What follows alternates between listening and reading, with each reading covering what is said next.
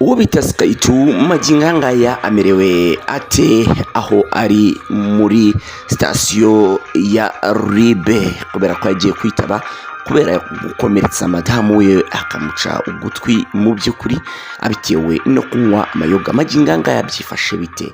Ikindi kandi ndaza kuba nkubwira kuri Bruce Melody bivugwa yuko yaba yiba ibihangano by'abana batoya, ariko ngo siwe wenyine kuko ngo ibifi binini niko bibayeho bifata ibifi bitoya, udufi dutoya bakaturira n'udukeya natwo ngo bifitiye n'amakuru abavugwa. Ndetse uwitwa Bruno Taifa byamaze kwemezwa n'uwitwa Rage yuko Bruno Taifa cyakora ikosa ryo kugaruka mu Rwanda bitewe n'ukuntu ngo abaga. Ndetse iyo Jessica Mipango Kasuku ari Kigali mbere yuko asubira muri Leta Zunze Ubumwe za Amerika, abantu bakunze kwibaza bati ese nujya muri Leta Zunze Ubumwe za Amerika uzabigenza ute, uzabaga ku kihe kigero? Uwitwa Kasuku rero akunze kubabwira yuko ngo nagira atazabaga, ariko rimwe na rimwe tukaza kumubona ashyamirana n'abantu batandukanye. Ubwo ntago yabura gushyamirana n'uwitwa Scovian, yabura gushyamirana n'uwitwa Horenzo ndetse n'abandi bagiye batandukanye. Ibyo byose ni ibintu biba biri ku mihanda bigenda bitrendinga 5/5. Yiba hita Afro 10 TV Countdown Clash yemba mabaye 5/5 ndiro wirisi dutuye tubana mu biganiro bya Afro 10 TV. Reka ngubwe ngo ikaze nanone muri Countdown Clash. Ntabwo uyu munsi tugiye muri Countdown Top 10 cyangwa se Top 5, ahubwo tuje kukubwira amakuru ari ku mihanda uko bimeze, ko bigenda bitrendinga. That's why tunyura muri rwinshi kugira ngo tubashe kutangariza amwe mu makuru. Ndakwinginze kandi kuri iyo buto ya subscribe kugira ngo tujye tubana buri munsi. Nge mbamaye 5/5. You know I love you, all of you. Namwe rero mugomba kungunda mukankundisha n'abantu. Reka mbabwira ngo welcome. No kuvuga ngo witwa Skaitu ni umutipe mwamenye umwihirinzi kw'imihanda, akubwira yuko yacuruzije imyenda, yanyuze muri rwinshi aba ku mihanda yahariye agatigito ku buryo bukomeye cyane.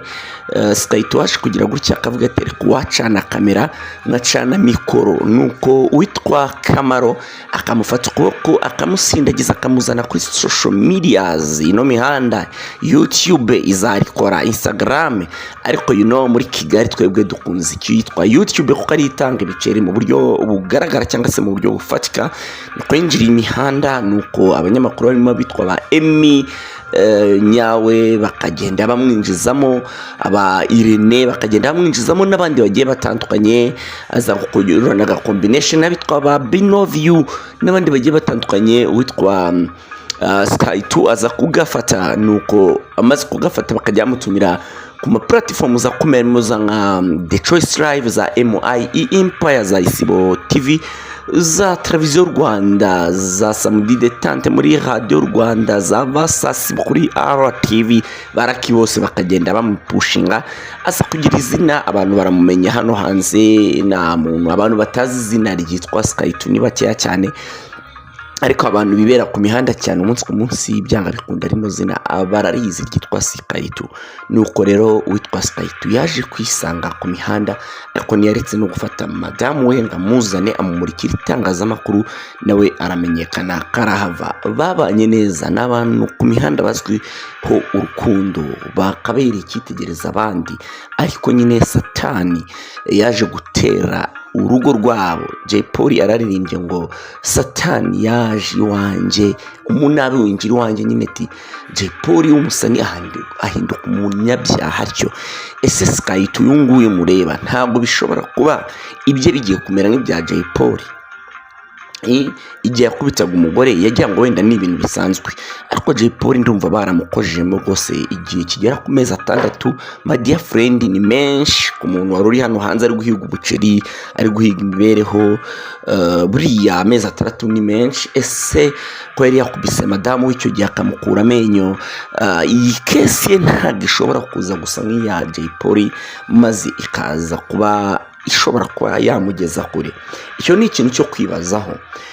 Ndetse mugasengera Sky 2 bajya kumuta muri yombi cyangwa se we yita mu rwego rw'igihugu rw'ubugenzacyaha RIB yumvikanye ari gutabaza avuga ati bantu twabanye ku mihanda anamentioningamo abantu barimo nka Irene ati uzamenya abana banjye si bazicwe n'inzara kandi uhari. Byumvikana yuko nyine yagiye amuha ibiganiro n'inshuti ye bagiye bakorana, ariyo mpamvu ashobora kuba yaramusa nk'umushinga ibye kugira ngo amureberere, kuko biba bikomeye i Kigali mu by'ukuri. Yo noneho the head of home, umuntu nyine umuntu waruhedinze urwo rugo waruhigiraga nta gihari, babaye badafitiye izindi business wenda madamu yaba yakurikiranaga, byaba ari ibintu bigiye kubagora abangaba bose. Yaba ari umugabo byaba bimugoye kuko abana bese babaho neza, madamu nuko abana bese babaho neza nawe ubwe si yabaho neza mu by'ukuri, kandi n'umugabo si yabaho neza ko yaba ari muri gasho afunze. Ese iyi kese ntabwo yabisa nk'iya Jay Polly? Nawe nyandikira muri komenti hano tuze kuba duhurira muri komenti. Reka kandi nkubwire ntabwo ndi butinde ndi gusesengura byinshi, tugiye kubisesengura ntabwo nakugezaho byose. Uwitwa Bruce Melody, umwe mu bahanzi banini, bikaba bivugwa yuko ashobora kuba yiba indirimbo ngo ku bana batoya, kuko buriya ngo abana batoya bagiye bahura n'ibibazo bitandukanye. Nzagukorera urutonde rwa bamwe mu bantu bagiye bavugwa, ariko magingo aya ngaya uwitwa Bruce Melody ashyirwa mu majwi. Ese koko byaba ari byo? Tuzagenda tubigarukaho ndabikwijeje. Ikiganiro cya Countdown Clash kizakurikira nzaba mbikugezaho. Marina yibye indirimbo y'uwitwa Mudabi afatanyije n'uwitwa Pasi Kizito bafatanyije n'uwitwa Element Ere.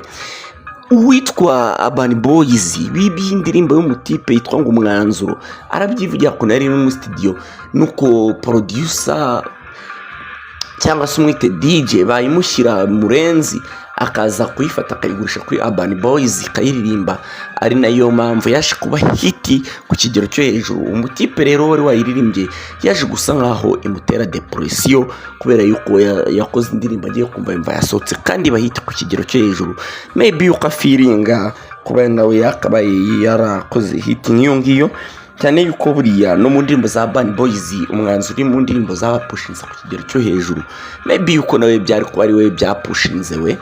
Ndetse n'uwitwa ni benshi cyane, ni benshi, ariko magingo aya ngaya uwitwa Taifa nawe Bruno Taifa akaba avugwa yuko ngo ari umuntu umwe ubaga ku imihanda nta kintu yitayeho, ahari muri Leta Zunze Ubumwe za Amerika. Witwa Rage Byiringiro, umwe mu babagwa na Bruno Taifa, ndetse umwe mu babagwa n'abarimo bakaswe n'abandi babana kuri Space cyangwa se kuri live ya TikTok, akaba avuga yuko rwose ngo byagorana kuba witwa Bruno Taifa yagaruka mu Rwanda bitewe n'amakosa akora, cyane yuko yibasiye witwa Sam Karenzi na radio yiwe muri rusange, tutibagiwe n'abanyamakuru be bari muri Kari Lorenzo na Isa Cynthia na Kazungu Kareva n'abandi batandukanye. Nubwo Kazungu yamuzanye ariko sabura kumubaga. Mu by'ukuri Kazungu niwe wazanye Bruno Taifa ubwo yamujyanaga kuri Contact FM akamufasha akamusindagiza, ariko rimwe na rimwe ajya anyuzamo akamutamo. Niko ku mihanda bimera, abahungu barakubaga ku mihanda y'Inyarugenge, niko biba bimeze, niko tubyita muri slang z'imihanda yacu. Reka mubwire yuko rero ku mihanda ya YouTube nta muhwe zihaba ndetse nta n'imikino ihaba, nawe nuhaza ujuza wikandagira. Bivugwa yuko rero witwa Bruno Taifa rwose ngo abaga ku buryo buteye ubwoba, amaze iminsi amereye nabi abanyamakuru, abakinnyi, abahanzi, akubita atababarira ku mugani witwa Theo wose babireba. Reka mubwire yuko rero ni byinshi betrondinga ku mihanda, ariko twebwe tugenda dutoranyamo bimwe na bimwe kuko twabivuga byose, kimwe nuko nanu wabivuga byose. We can broadcast but we can't broadcast everything. That's why we choose some of them and we report to you, reporting kuri mwebwe, turabakunda namwe rero mukomeza mudukundisha abantu, mujye mureba ibiganiro mubirangize, mubyiteho, mwongeye mubirebe, mu sharing ku nshuti kugira ngo ibi bintu bikomeze bitera imbere. Je rero wirisi tubana buri munsi, reka ngwe ni Astra.